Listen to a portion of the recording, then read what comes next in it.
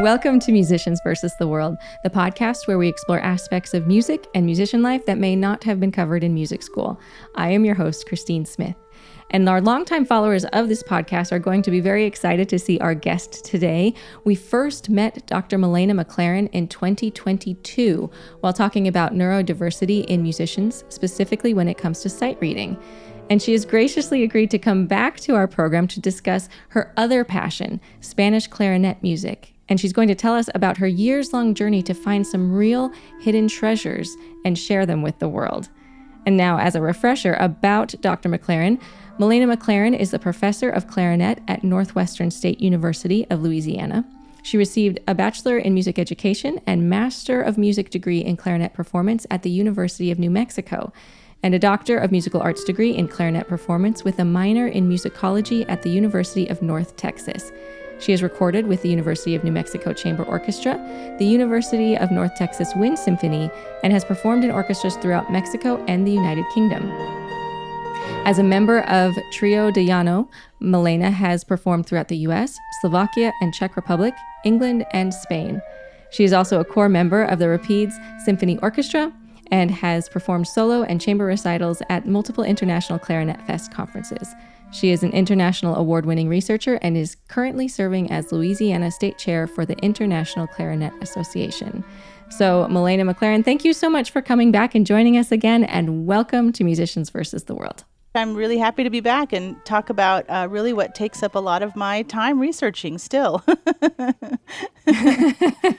I can't wait to hear all about it. And it's just so nice to see you again. Have you had a good year since I last saw you? More productive. You know, I have a hard time just sitting still. So it's been great. And I'm excited about new projects happening and more performances coming up. So thank you. Yeah, it's been really great.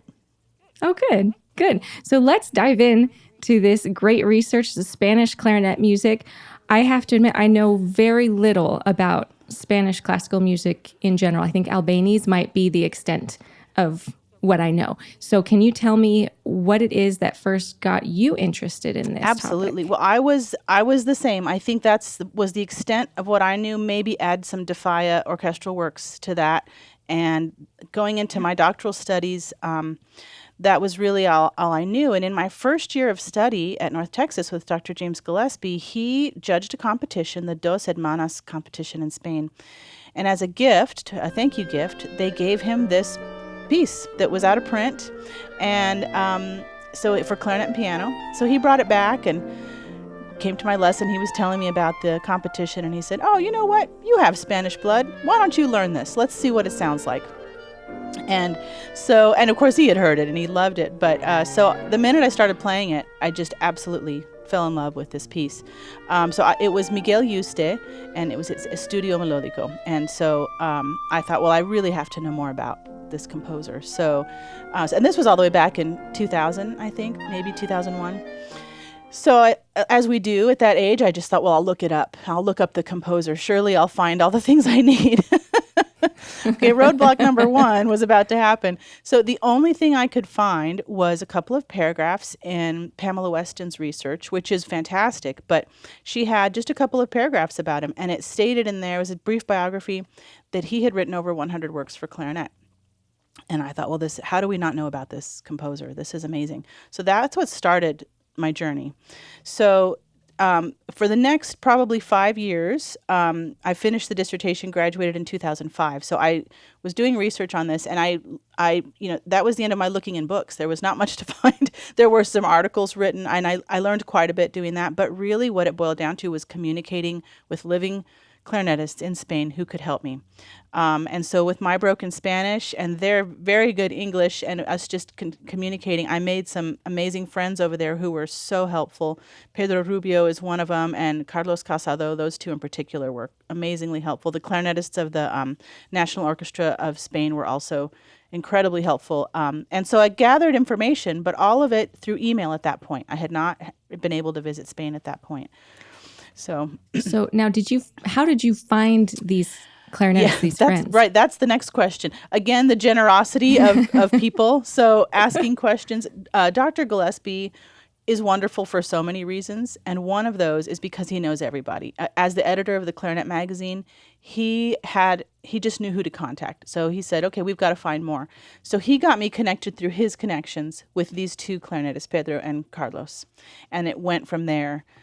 Just first asking questions, and then just a friendship that grew with both of them that have continued to be so helpful to me. So it really started through Dr. Gillespie making contacts for me. So, by the time, still my main question in all of this is, where are these 100 works? What else has he written, right? So you think, oh, I'll just look in the conservatory because that's where Miguel Yuste taught. Surely they're there. No, nothing. A couple little things, but nothing. Then I thought, well, where else could we possibly look? Maybe the family has them. Well, that was much more complicated than I anticipated. They don't, we have now found out. But Pedro Rubio had been trying to get an interview with the family, and because of there was a divorce and a second marriage for Miguel Yuste and just some family complications, and so he never did get the interview. They weren't really willing to talk with him for whatever reason, and I don't know the details of that, but no interview happened. But we still were wondering where these 100 works were. So in searching some of the Spanish sources, Pedro is the one who found it. There was a mistranslation from a 1927 book where it said that he had written and arranged over 100 works, not for clarinet, just over 100 works. And so there was, so what Pamela Weston had likely seen, I don't know for sure, was this mistranslation that they were for clarinet, because he was the clarinet professor. He was an amazing clarinetist, considered by many to be one of the fathers of Spanish clarinet playing still there. So very important figure in clarinet there. So I thought, okay, well, at least we know it wasn't over 100 works, but still the question remains, how many works was it? So Miguel Yuste was also he co-founded the Madrid Municipal Band. And so it was suggested to me there might be some in the archives there.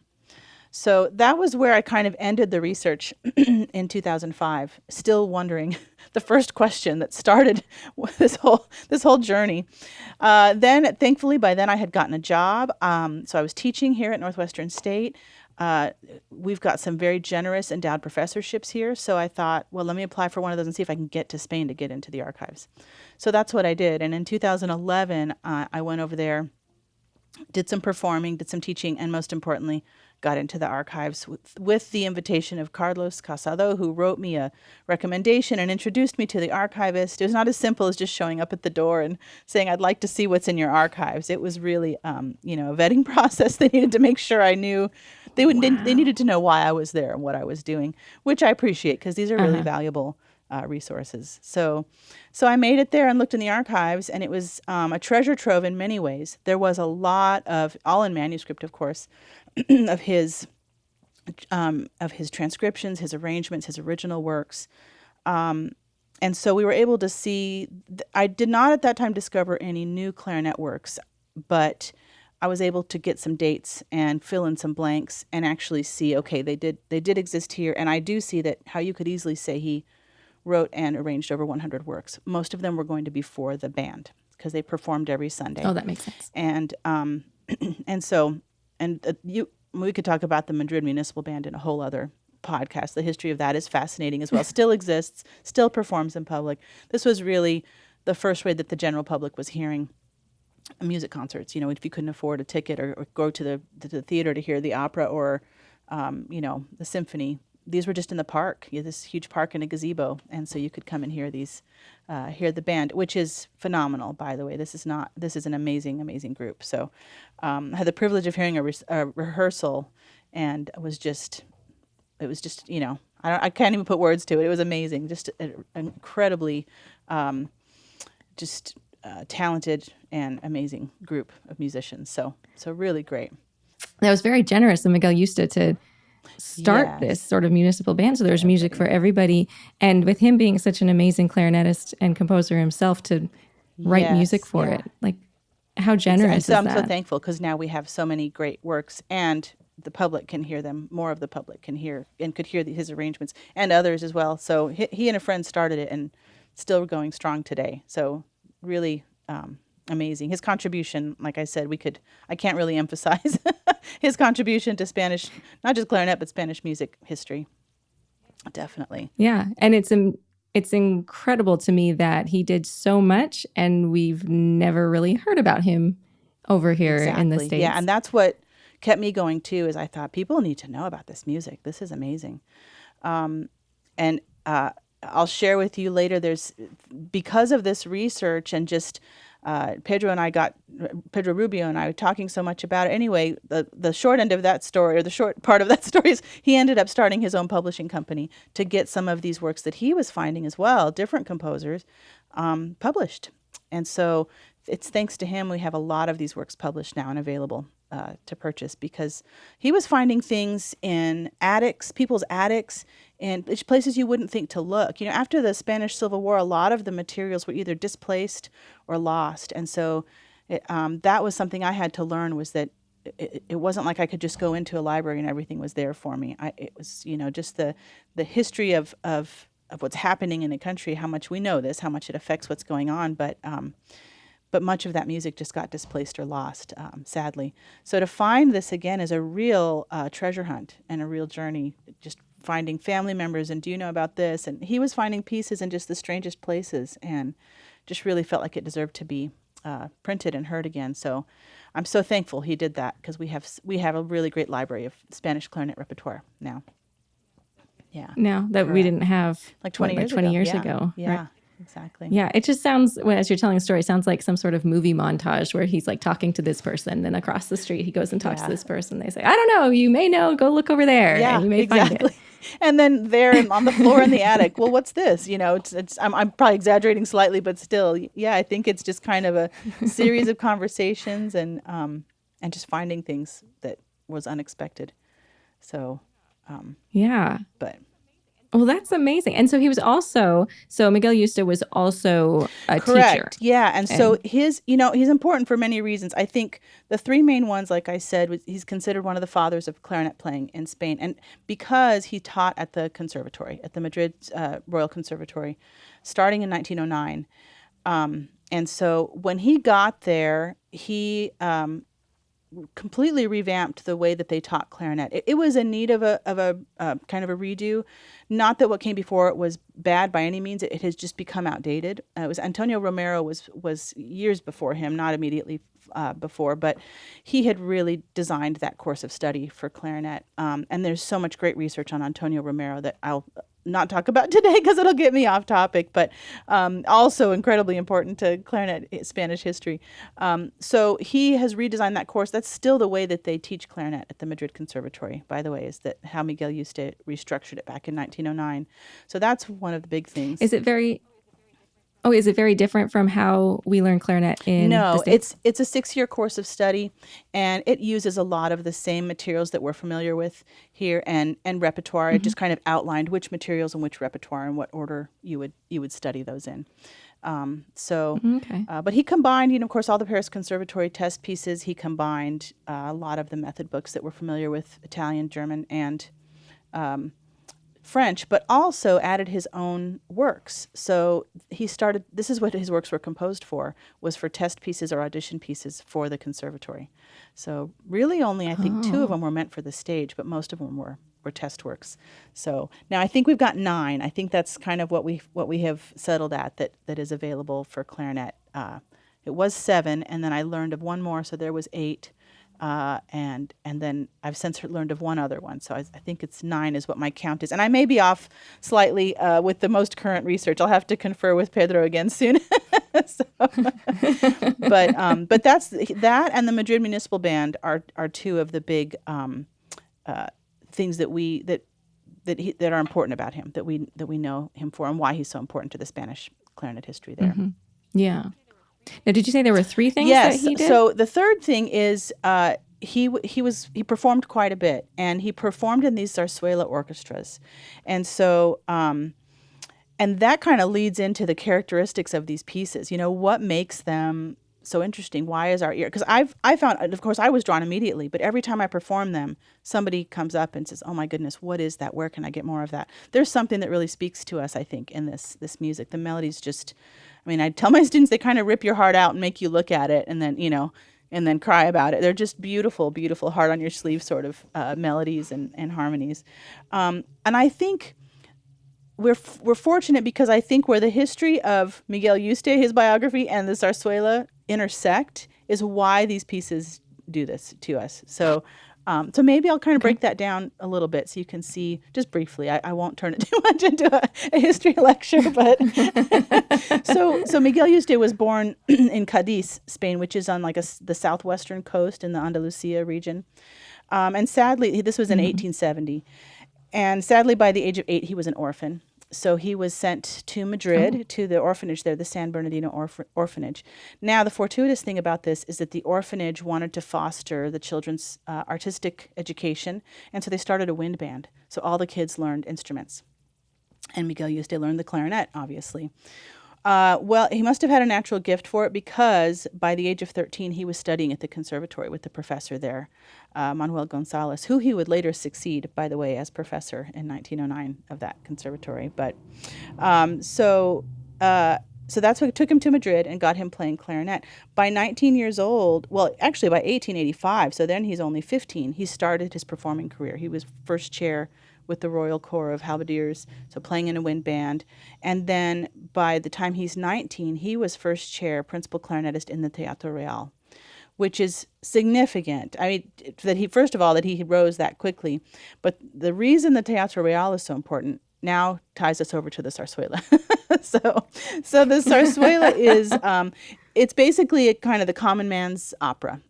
They're short. They're about an hour to an hour and a half long, and they're basically little musical plays that are interspersed spoken dialogue and sung dialogue, and they're meant to just kind of show you life events in the day of a common person, So things that people can relate to. There's funny moments, there's sad moments, there's heartbreak, there's drama, little soap operas, if you will, I guess. But zarzuelas started all the way back in the 1650s.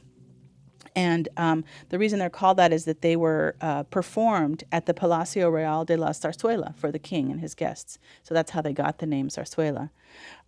They were popular, and the popularity fluctuated because the Italian influence was strong in Spain for a while. So it would become like, now we're interested in Italian. Now we don't want Italian. We want our Spanish national, we want it to sound more like Spain. Now we like Italian again. Now we want this. So it kind of fluctuated. But by the middle of the 1800s, the zarzuela was incredibly popular. And so this ties into Miguel Yuste at that time, of course, by the 1880s, starting to perform in these major orchestra, the Teatro Real and the pit orchestra, basically. Well, by the time we get to there, by the end of the 1800s, the zarzuelas were so popular that there were at least 11 theaters in Madrid that played zarzuelas only regularly. And people were going to these. They were very popular. And to have 11 theaters in one city be only performing the zarzuelas, to me, just let me know, wow, these were, talk about popular. They were really popular. And so, this is his, and again, they're kind of like, like I said before, just they're interspersing dialogue and songs. The songs are traditional songs and dances that were already familiar to the general public. And then they become, it's almost like a Gilbert and Sullivan thing. Then they become even more familiar. So people are singing them on the streets, and it's, you could relate it to like a Gilbert and Sullivan sort of experience there. So this is his frame of reference then for composing, because you think this is back in the 1880s, right? And so by the time he's the professor at the conservatory and composing these works, then this is what he's got in his ear. This is his frame of reference, are these zarzuelas. He was playing them all the time. So it really is the traditional, a lot of these folk music elements, right?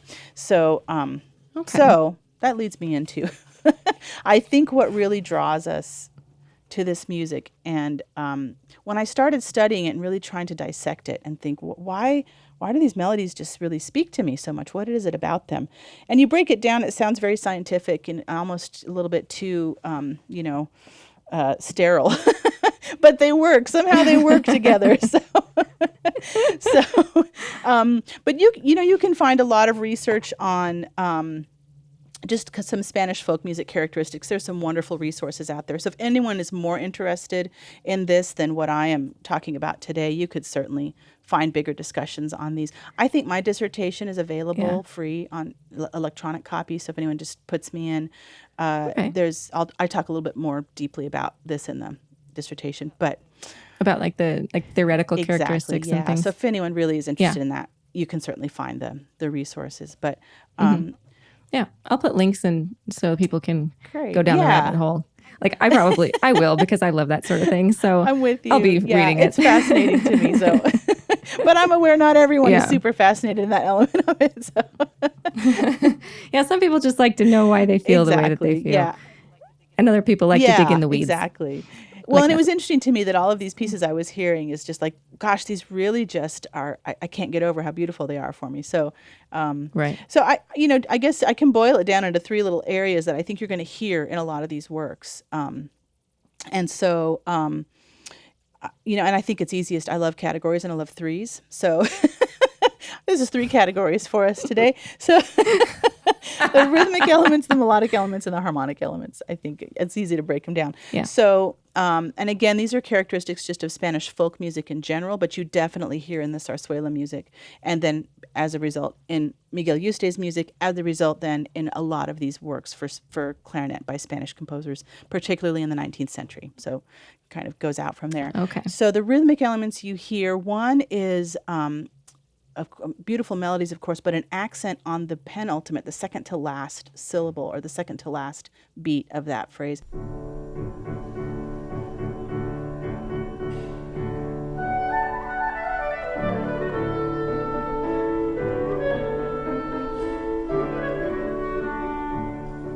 And that just ties to the Spanish language. This is where the accent naturally falls for the Spanish language. But it's a little different than what we're used to hearing in some other music. So, and to me, that's kind of the moment that just rips your heart out right there. Sometimes it just lands, the harmonies that it lands on is just gorgeous. But it's typically, for a lot of those melodies, on the second to last beat, rather than the peak of the phrase right in the middle or the very end, but that second to last. So do you have an example? Yes, exactly. So there's actually a ton. I think if you listen to even the beginning of the Estudio Melódico, you're going to hear in those opening melodies, it just leans right on that beat. So that's where you would hear an example of this for sure.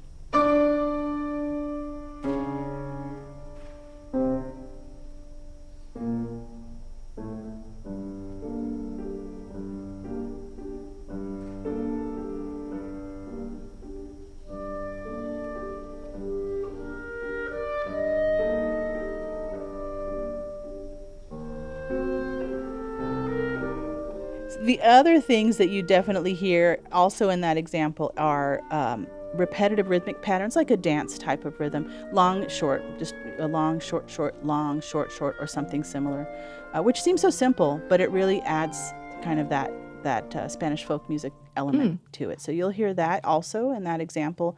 A bigger picture that you would, if you heard the whole piece or any of these pieces, is an alternating 2 and 3, so a binary and ternary meter.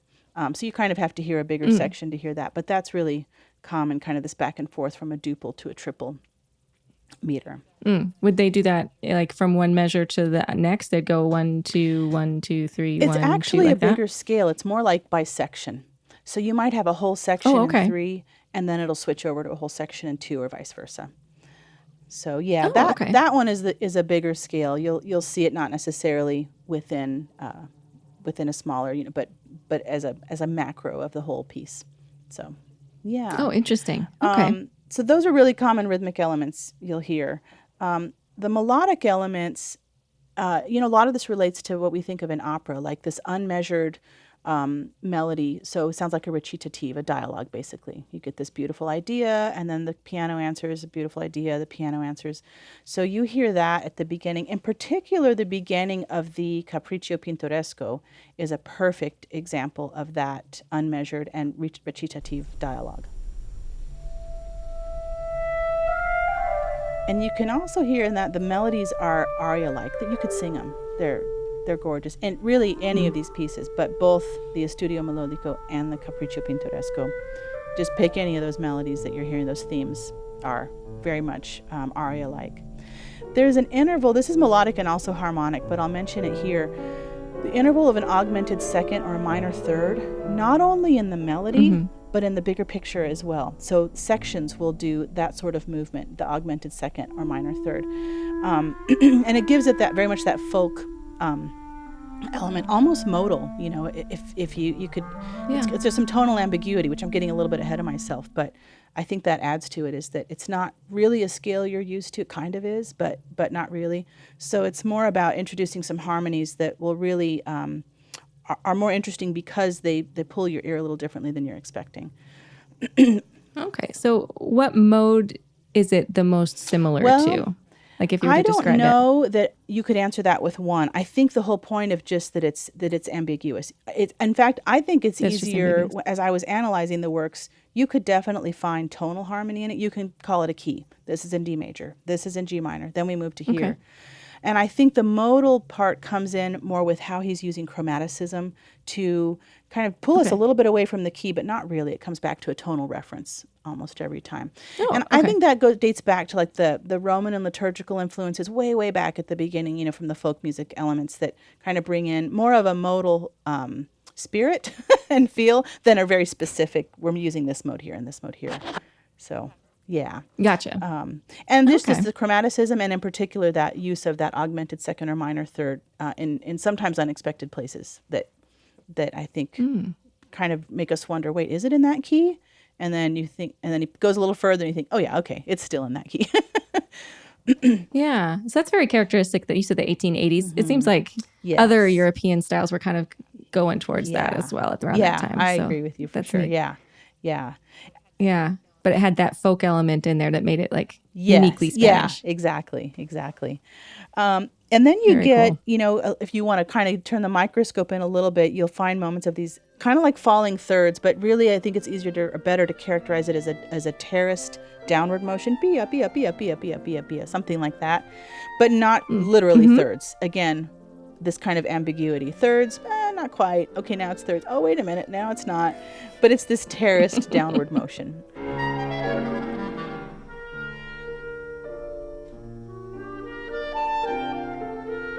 And then when the melody returns, as it often does in most of these works, it's heavily ornamented, almost sounding improvised. But one of the things that makes these works, at least the works by Miguel Yuste, from my experience, difficult to perform, is that even though it sounds improvised when these return and it's so ornamented, it is written out meticulously as to exactly what to play when. So rhythmically and technique-wise, it's complicated when it returns. You have to really study it. When it's performed, it just sounds like you're just improvising on the melody. It's wonderful. But Miguel Yuste in particular wanted these to sound exactly as he wanted them to sound. Wow. So it sounds beautiful, but to study them, I learned quickly, okay, I'm going to have to spend a little more time in this area here. So are these like advanced studies, or are they more...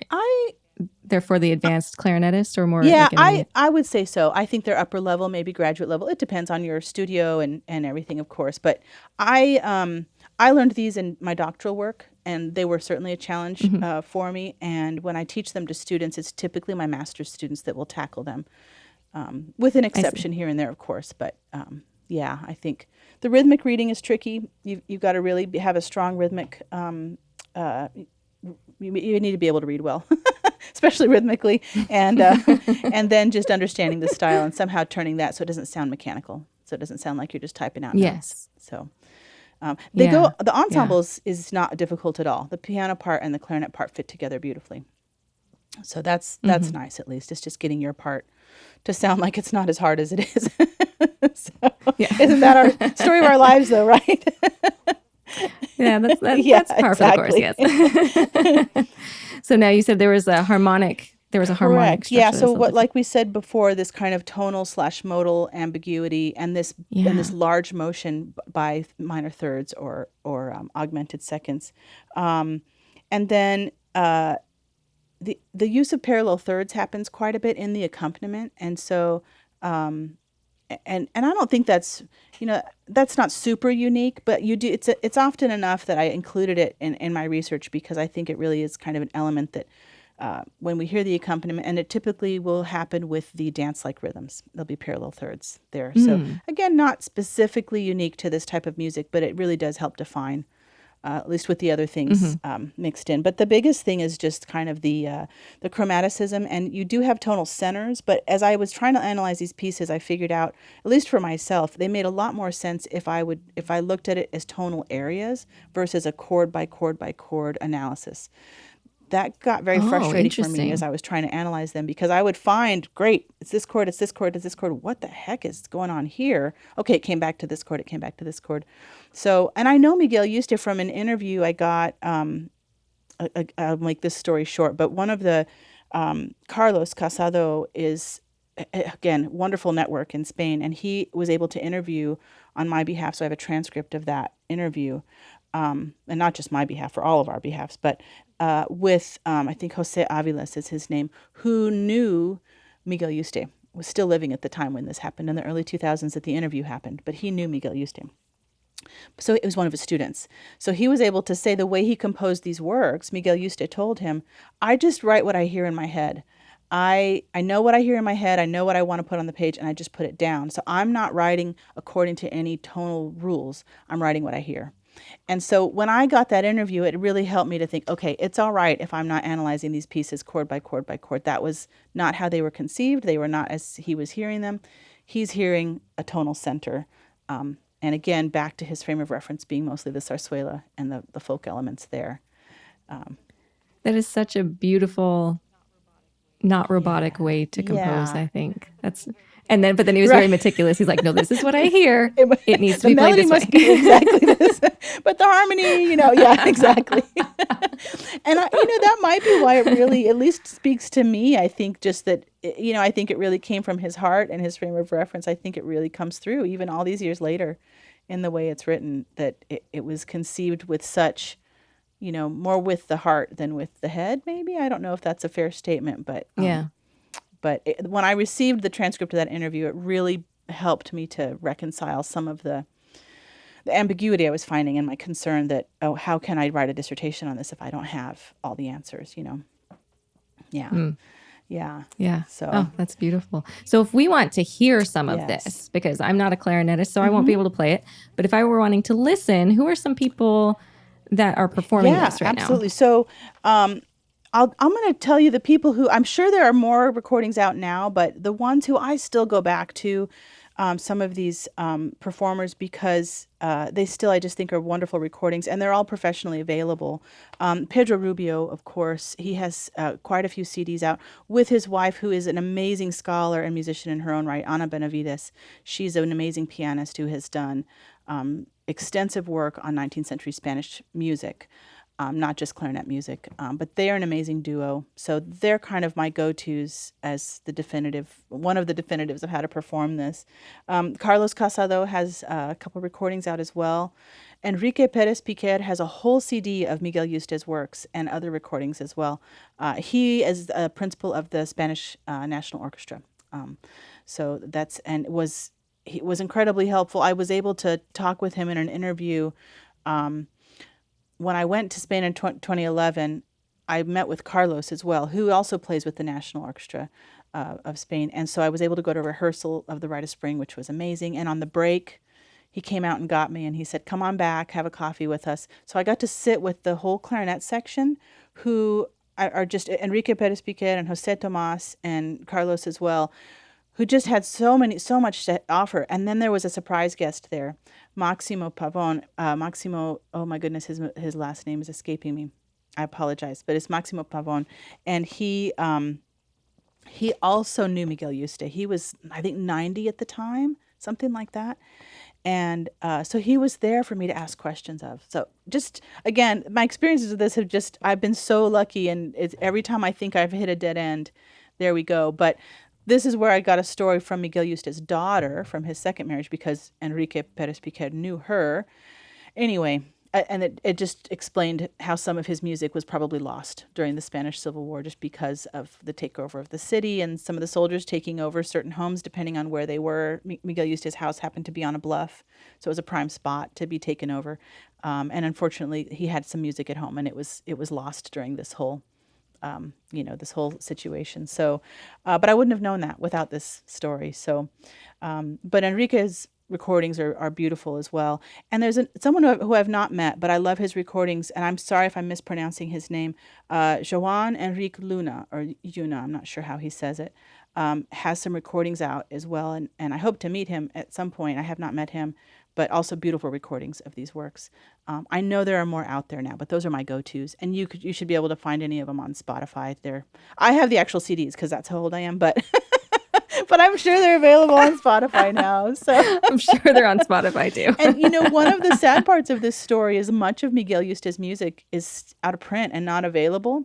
I have a happy ending to this story, but there are two of his works available if you go to Bassus Ediciones, and I'll make sure you get the link to that. Van Cott is the U.S. distributor for that music, so you can get all those pieces through him if you're in the United States. And but there are two of Miguel Yuste's works available, and actually it's the Union Musical publishers that does those two, and those were the two I found. They were the only two I could get a hold of to start, and that's his Solo de Concurso and his Capriccio Pintoresco. And then I was able to. The others were in print at one point and are no longer in print, I don't think. However, in 2027 we hit public domain, and so. I've talked with Pedro, and I'm optimistic that these will very likely be republished at that point when we hit public domain on those. So all of Miguel Yuste's work should be available by then. So so that's the good news on that. But if you look at that Bassus Ediciones or the Van Cott sites, there are some other composers whose music I think is equally beautiful. Bartolome Perez Casas is another one who wrote quite a few works for clarinet and piano, and they're just fantastic. Antonio Romero, of course, this comes before Miguel Yuste, fantastic and important clarinet, Spanish clarinet music.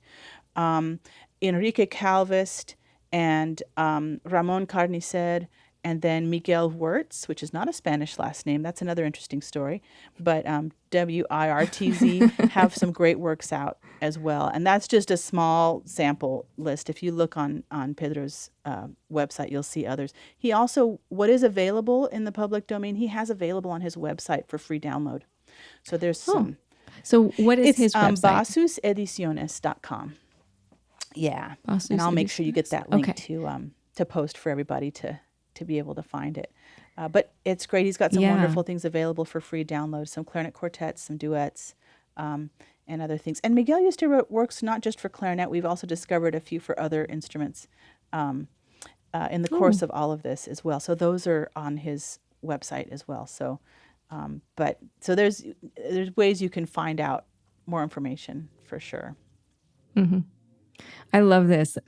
I am like a kid in a candy shop. I love learning about new to me composers and things that haven't been found. And like, congratulations on all of this work over decades to find this incredible music. And thank you for sharing it and trying to, get the word out. So by 2027, we're going to have a whole new generation of students just I'm so ready. Excited. And I think it's, I tell my students about this too. I teach a graduate research class here at Northwestern State. And when I was just a student coming into my doctorate, I had no idea this journey awaited me. It was just being curious and being interested and just wondering, just questioning things and not accepting the fact that, well, nothing's written about it. I guess I'm not going to find out. Just really figuring out, how can I find out next? And I think in many ways it's even easier now than it was for me back in 2000 to get to this information and really dig it out. And I never would have thought I could go to Spain and look in archives and perform and get to know these amazing Spanish clarinetists when I was, coming into my doctorate. And I never would have guessed that 11 years later, there I was at a rehearsal and meeting all these people I would at the time consider famous. These were clarinet superheroes to me. So I think you just never know what awaits you. And if you just stay curious and excited to learn, really cool things can happen. I'm still doing this research. It's fantastic. And I've been able to sit on a dissertation panel with Pedro. And so just all these opportunities are still opening to me just because I'm still curious about this music and performing it and seeing what else I can find and asking questions. So I think I would just encourage everyone to do that. Just be curious and have fun looking. And yeah, it's amazing. I had no idea this journey awaited me. Well, I'm glad it did. And thank you so much for sharing it with us. Malena, you are just such a joy. It's so great to see you again. Yeah, and thank you so much for being here and sharing your amazing story and this wonderful research with us. Happy to do it.